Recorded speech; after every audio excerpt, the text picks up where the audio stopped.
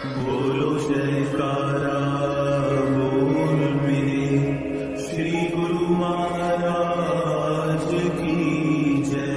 श्री सद्गुरुदेव भगवान की जय। गुरुमुखो, आज का सत्संग बहुत महत्वपूर्ण है।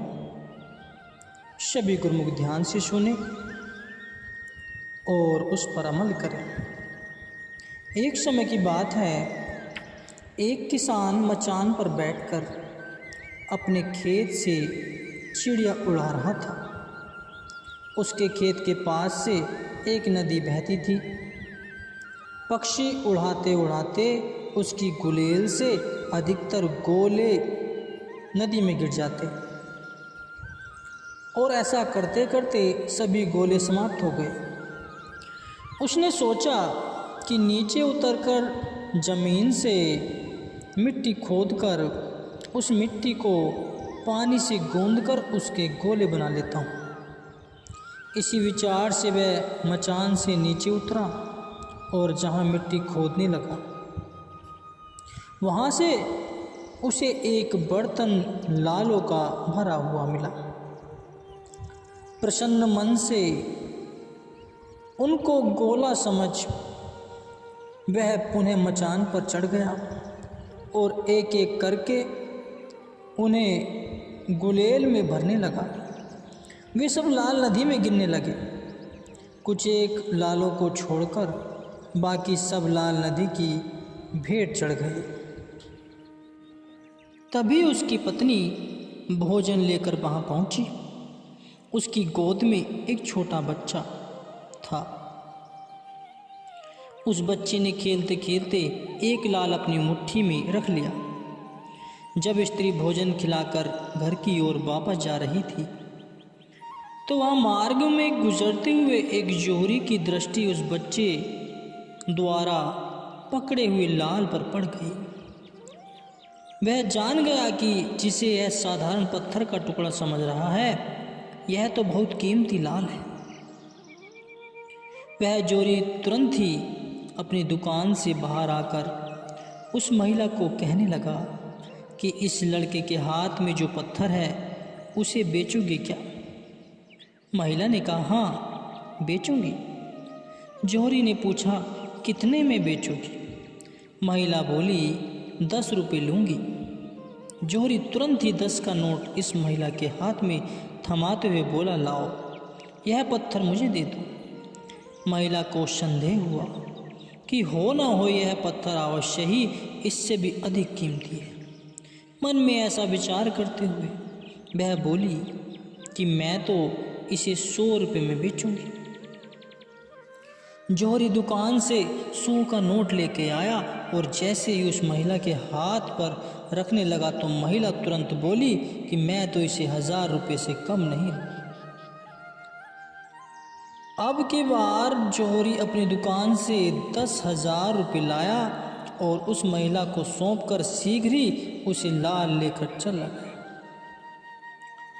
महिला 10,000 रुपये लेकर वहां से अविलंब वापस पति के पास गई। लेकिन अफसोस, तब तक उसके पति ने सारे लाल गुलेल में डालकर नदी में फेंक दिए थे। महिला द्वारा उस लाल की जोहरी से मिली कीमत को सुनकर किसान के होश उड़ गए। फिर तो वह खूब रोने व पछताने लगा। कहने लगा कि मेरे पास तो ऐसे असंख्य लाल थे जो मैंने सब के सब नदी में बहा दिए। ठीक इसी प्रकार ही प्रभु परमात्मा ने हमें श्वासों की अनमोल धरोहर देकर भेजा है। एक एक श्वास उस लाल से कहीं बढ़कर कीमत रखता है। किसान की भांति अनजान आदमी इन बेशकीमती सांसों को दुनिया के झूठे सामानों को एकत्र करने में व्यतीत कर देता है, जबकि जोहरी की भांति पार की इंसान इन सांसों से सच्चे नाम की दौलत एकत्र कर अपने जीवन को सफल बना लेते हैं। ऐसा तभी संभव हो सकता है जब भाग्य से जीव का पूर्ण संत सत्पुरुषों से मिलाप हो जाए, क्योंकि वे ही अपनी वाणियों द्वारा यह जागृत प्रदान करते हैं। कहता हूँ कहीं जात हूँ, कहूँ बजाए ढोल, श्वासा खाली जात है, तीन लोक का मोल। संत चेतावनी देकर बार बार कहते हैं कि तुम्हें गिनती के जो श्वास मिले हैं ये बहुत ही बेशकीमती है।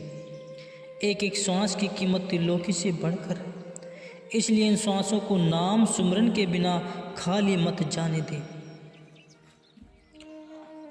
अभी भी कुछ नहीं बिगड़ा है। अपने समय को मालिक की महिमा का गुणगान गाने में व्यतीत कर। यह निश्चित नहीं कि जो श्वास बाहर गया है वह वापस भी आएगा ही नहीं। फिर भी यदि कोई लापरवाही करके अपना कारज न करे, अर्थात मालिक की भजन बंदगी न करे और आजकल करते करते सारा अमूल्य समय व्यतीत कर दे, तो उसको कौन बुद्धिमान कहेगा।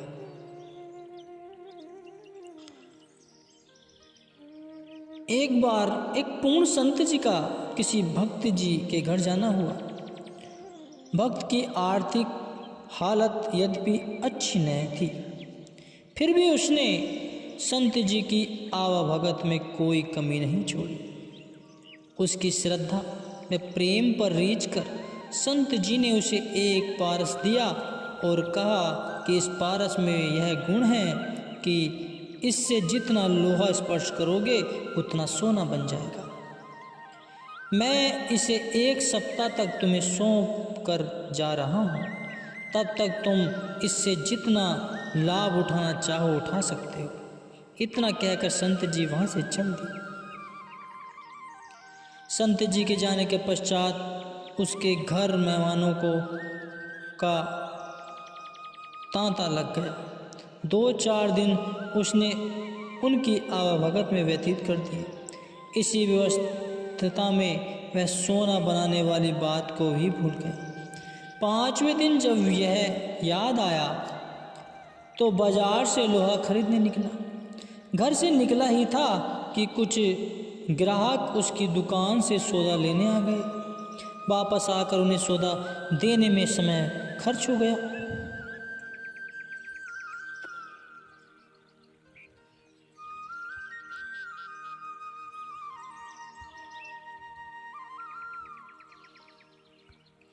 और सोचने लगा कि कल अवश्य ही लोहा खरीद कर लाऊंगा।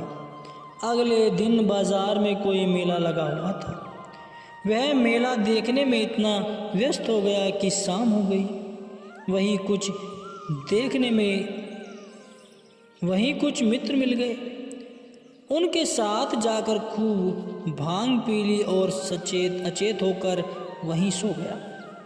स्वास्थ्य ऐसा बिगड़ा कि अगले दिन भी बाजार जाकर लोहा न खरीद पाया और इस प्रकार पूरा सप्ताह यूं ही व्यतीत हो गया।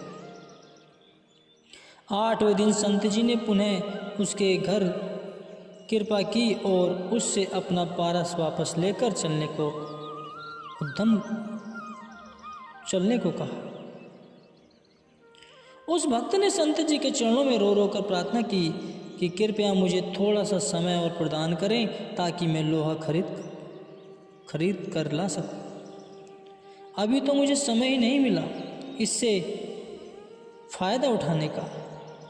लेकिन संत जी एक क्षण भी वहाँ न रुके और पारस लेकर आगे चल दिए। फिर तो वह भक्त लगा खूब रोने व पछताने। लेकिन अब क्या हो सकता था।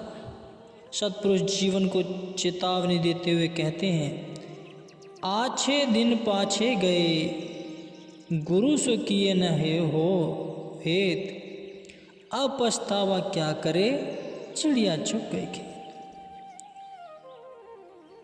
परम संत श्री कबीर साहिब जी कहते हैं कि तुम्हारे अच्छे दिन तो बीत गए, लेकिन तुमने समय रहते उसका सदुपयोग नहीं किया। भाव सद्गुरु से प्रीत न लगाई। जैसे चिड़िया द्वारा खेत चुग जाने के बाद किसान केवल तालियां मल पछताता रह जाता है, ऐसे ही समय बीत जाने पर केवल पछतावा ही शेष रह जाता है। यह मानव तन भी पारस के समान है, जो हमें कुछ ही समय के लिए मिला है और हम इसके द्वारा वह अनमोल वस्तु प्राप्त कर सकते हैं जिसके मूल्य का अनुमान ही नहीं लगाया जा सकता। मोहवश जीव कुटुंब परिवार व शरीर परस्ती में फंसकर अपने वास्तविक ध्येय को भूल बैठा है। यदि कभी याद भी है तो धन के लाभ को श्रेष्ठ जानकर असली लाभ वाले काम को चित्त से भुला देता है। माया के नशे में गलतान हुआ जीव अपने समय को नष्ट कर 84 का फंदा खरीद देता है। प्राणी रामो न चेतही मदी माया के अंशु, कहू नानक हरि भजन बिनु परत ताही जम फंसु। धन दौलत के नशे में डूबा हुआ जीव अपने मालिक का सिमरन नहीं करता। गुरु साहिब जी कहते हैं कि मालिक की बंदगी के बिना जीव यम के फंदे का शिकार हो जाता है। भाव यह है कि मनुष्य तन पाकर जीव अगर भजन सुमरन नहीं करता तो उसे यमदूतों की असहनीय यातनाओं को अवश्य ही भोगना पड़ेगा। नियत समय पूर्ण हो जाने पर काल ने दबोच कर ले ही जाना है। फिर चाहे लाख सोए पछताए, लेकिन उस समय एक भी सुनी नहीं जाएगी। इसलिए सच्चे व मूल्य नाम को भुलाकर झूठी वस्तुओं में मन को मत रमा। नाम रूपी पारस को छोड़कर विश्व रूपी कोड़ियों का सौदा करने में हानि ही हानि होगी।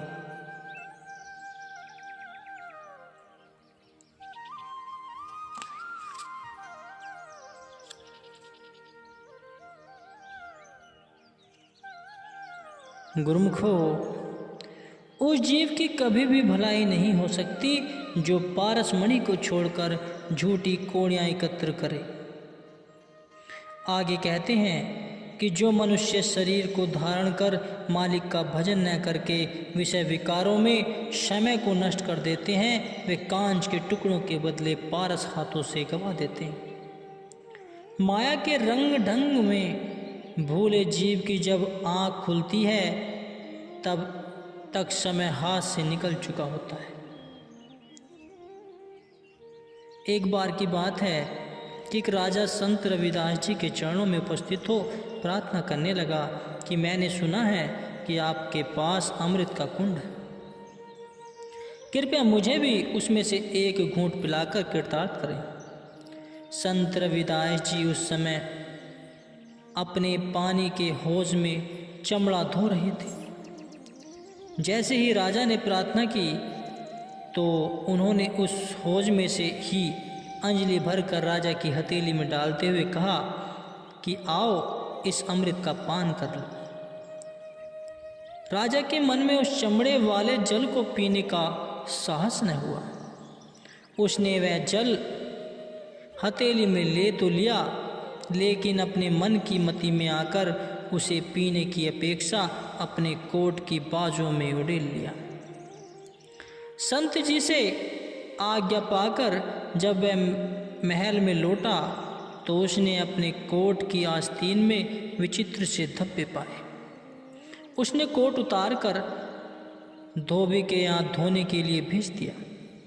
धोबी द्वारा धोने पर भी जब कोट से दाग न उतरे तो उसकी बेटी उन दागों को हटाने के लिए कोट को जैसे ही चूसने लगी, उसके कपाट खुल गए और वह रूहानियत की बातें करने लगी। धीरे धीरे यह बात राजा के कानों तक भी पहुंची। राजा ने उसे बुलाकर पूछा, तुमने यह रूहानियत की दात कहाँ से पाई है? उस लड़की ने कहा, राजा साहिब के कोट पर जो दाग थे उन्हें चूसने के उपरांत ही मुझे यहाँ दात प्राप्त हुई है। फिर तो राजा संत जी के चरणों में पहुंचकर रोने व गिड़गिड़ाने लगा। क्षमा याचना कर उनसे पुनः उस अमृत को पिलाने के लिए प्रार्थना करने लगा।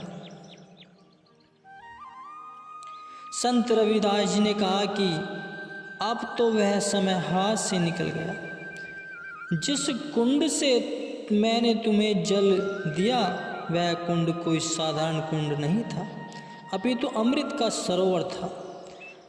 हमने तुम्हें योग्य जान अमृत का प्याला भर कर दिया, किंतु मन के धोखे में आकर तुमने उसे ग्रहण नहीं किया। यह सब संत वचन पर श्रद्धा न रखने का ही परिणाम है। जो तुमने हाथ में ही आई हुई दात को ही यूं ही गवा दिया। अब तो यह दात तुम्हें कठिन पुरुषार्थ करके ही प्राप्त होगी, जो उस वक्त सहज में ही प्राप्त हो रही थी। सहज श्याणप कर ही रहे, मनी कोरे रंगू न हुए। भाव यह है गुरुमुखो कि जीव भले ही हजारों चतुराइयाँ कर ले, परंतु वे सब नाकामयाब सिद्ध होंगी, क्योंकि जब तक मन प्रभु के प्रेम में नहीं रंग जाता तब तक इसे कोई लाभ प्राप्त नहीं हो सकता।